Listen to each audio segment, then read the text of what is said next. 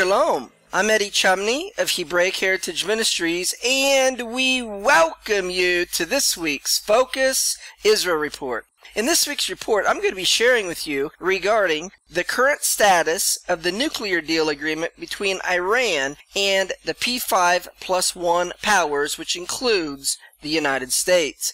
And it is as follows. On July the 20th, the UN Security Council unanimously adopted a resolution endorsing the Iran nuclear deal and paving the way to lifting long-standing sanctions on it. The vote was 15-0. As a result of the vote, the international community will remove punishing economic sanctions on Iran in exchange for temporary cuts in its nuclear activity. The agreement will now go before the United States Congress for approval. A vote is expected by the end of September. In Iran accepting this nuclear deal, it has only agreed to temporary curbs on its nuclear program, but it has not abandoned atomic research and long-term uranium enrichment plans. When various nuclear experts examined the details of the 159-page nuclear deal, they warned that it ignores various key aspects of Iran's nuclear program and that the lifting of arms sanctions may pave Iran's path to nuclear-capable missiles. A glaring omission is seen in the absolute lack of any reference to the highly covert Parchin military base located southeast of Tehran, which is suspected of being the center of Iran's secret nuclear weapons program, according to the International Atomic Energy Agency, or the IAEA. IAEA reports from November 2011 pointed to nuclear weapons development previously conducted at the site, and a 2012 IAEA report likewise confirmed explosives containment vessels were at the site and likely used to test nuclear detonations. Iran has repeatedly refused IAEA requests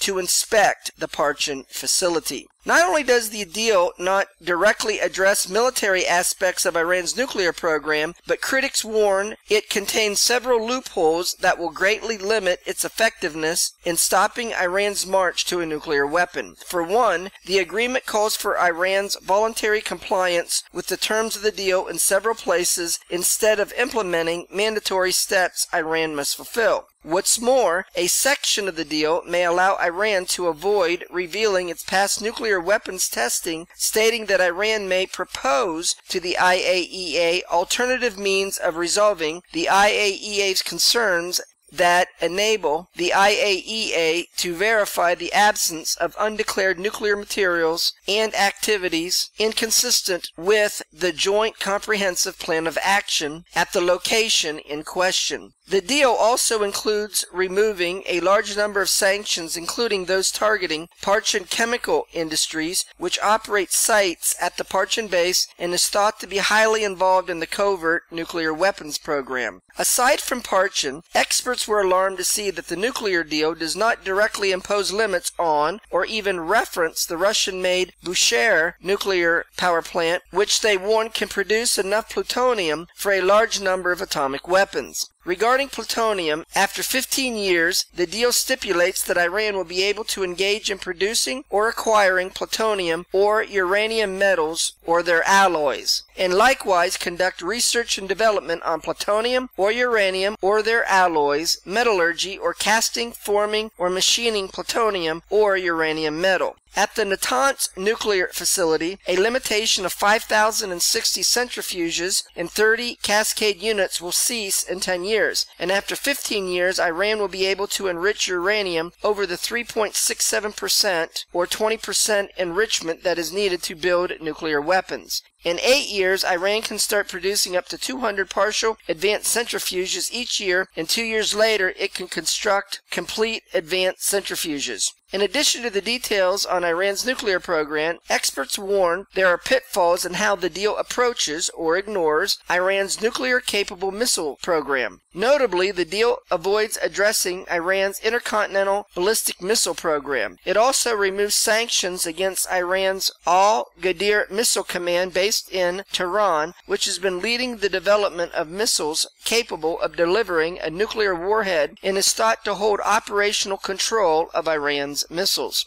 A UN conventional arms embargo on Iran will end in 5 years due to the deal, and sanctions against selling ballistic missiles to Iran will likewise expire in 8 years. However, it is possible that China and Russia will covertly sell arms to Iran before those dates, as they have done in the past. U.S. Ambassador to the United Nations Samantha Power said that the nuclear deal doesn't change the United States' profound concern about human rights violations committed by the Iranian government or about the instability Iran fuels beyond its nuclear program. From its support for terrorist proxies to repeated threats against Israel to its other destabilizing activities in the region. But denying Iran a nuclear weapon is important not in spite of these other destabilizing actions, but rather because of them, Power said. European Union foreign ministers maintain that the deal as it stands is the best option available. It is a balanced deal that means Iran won't get an atomic bomb, French Foreign Minister Laurent Fabius said. German Chancellor Angela Merkel applauded the nuclear agreement between Iran and the 6 world powers and said that the deal is an important achievement that must be implemented at once. The nuclear deal with Iran was met with profound worries in the Arab world. Arab countries are skeptical that a deal would stop Iran from building a nuclear weapon. Arab countries have deep fears of Iran gaining a nuclear weapon, and some have been skeptical that a deal will prevent that from happening. But equally high for key Sunni-dominated Gulf allies of the United States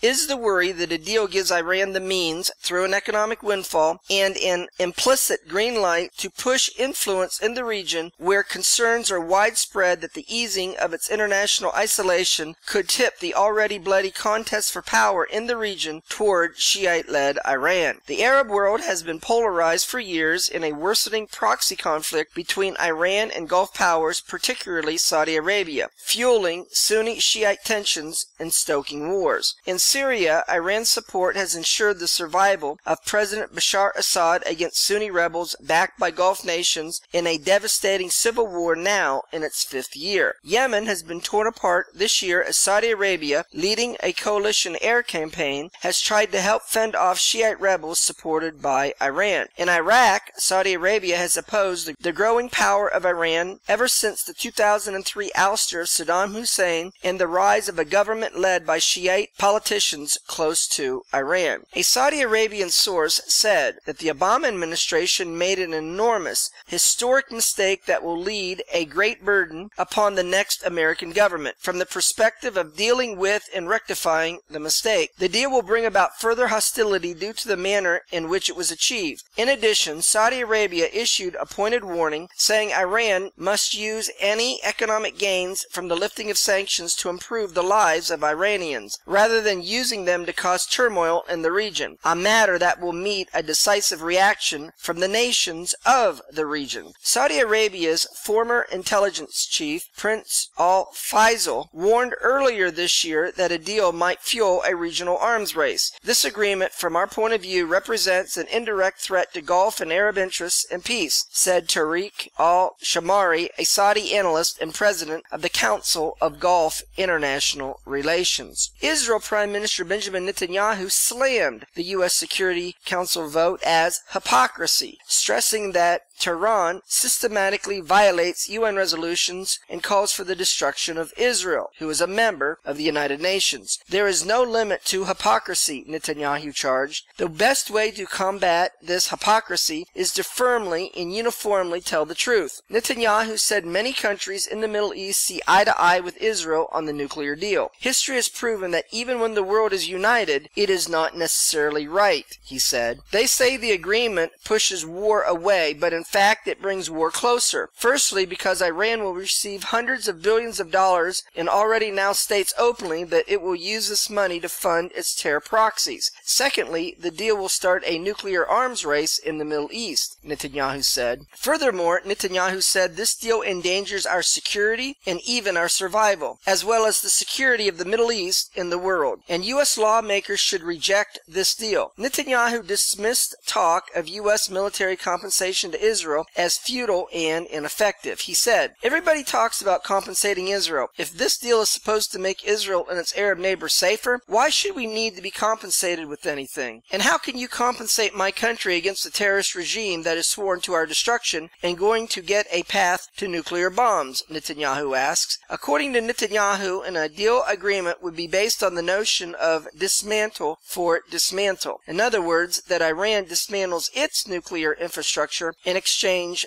for economic sanctions relief. That was the original administration position, and I think it was the right one, he said, lamenting that under the current deal, Iran gets to keep its infrastructure and it gets the full dismantling of sanctions in a very short time. Yaakov Nagel, deputy chief of Israel's National Security Council, warned about the dangers in the Iranian nuclear deal, saying, "The version of the final deal reached Israel just very shortly before the public announcement of the deal," explained Nagel. "Except for a few surprises, most of the deal was already known to us beforehand. The deal is a bad deal, and even a very bad deal compared to what we thought." The security expert explained that the bottom line is that Iran was permitted to continue enriching uranium on Iranian soil. What that means is that the centrifuges for enriching uranium will remain in Iran and will not be deconstructed. As of today, Iran has 10 tons of centrifuges to enrich uranium, but the deal speaks about that being limited to 300 kilograms, with excess being sold on the free market. Nagel added that the deal gives Iran a permit to research and develop advanced centrifuges, which will allow Iran to significantly shorten the needed time to break out to a nuclear weapon. 15 years from the deal, all the limitations will be lifted on the enrichment of uranium. Regarding the International Atomic Energy Agency, which signed a roadmap deal with Iran to clarify the nuclear aspects of its nuclear program by the end of the year, Nagel said the agency previously passed to Iran a list of 12 clauses connected to Iran's military nuclear developments. As of today, Iran has not responded to the request or given a response about the status of these clauses, and this topic was not included in the deal. If Iran doesn't give answers in the next 4 months, it will cast doubt as to the validity of this deal. Nagel emphasized that the deal has numerous loopholes regarding the inspection of Iran's suspected nuclear weapons programs. IAEA inspectors can arrive at suspected sites, but that's only possible after a long period of 24 days, warned the security expert. Other than a nuclear detonation experiment that can't be hidden within 24 days, everything else can be hidden. The revelation is particularly significant in context of the covert Parchin military base, where Iran has admitted to testing exploding bridge wire nuclear detonators, and where the IAEA has reported nuclear weapons experiments were likely centered. Satellite photos have shown Iran has been modifying the site, possibly covering up evidence of ongoing nuclear tests. In conclusion, Nagel said, Iran hasn't abandoned and won't abandon its vision of military nuclear power. Due to the deal, Iran will receive a huge amount of money and a thawing of the sanctions, which will allow Iran to increase its involvement in terror and obtain technological knowledge regarding nuclear power. Israeli opposition leader Isaac Herzog said that he would work with Netanyahu's ruling coalition to thwart the Iran nuclear deal. Herzog said, "I had a meeting where I learned about the deal and I think it is bad for Israel. Netanyahu and myself will certainly cooperate when it comes to the security of Israel. As an Israeli patriot, this deal is dangerous." Well, that's going to conclude this week's report, where we gave you information regarding the reaction to the current nuclear deal agreement between Iran and the P5+1 powers, including the United States, that was unanimously adopted at the UN Security Council. Until we do it again, Shalom in Yeshua the Messiah.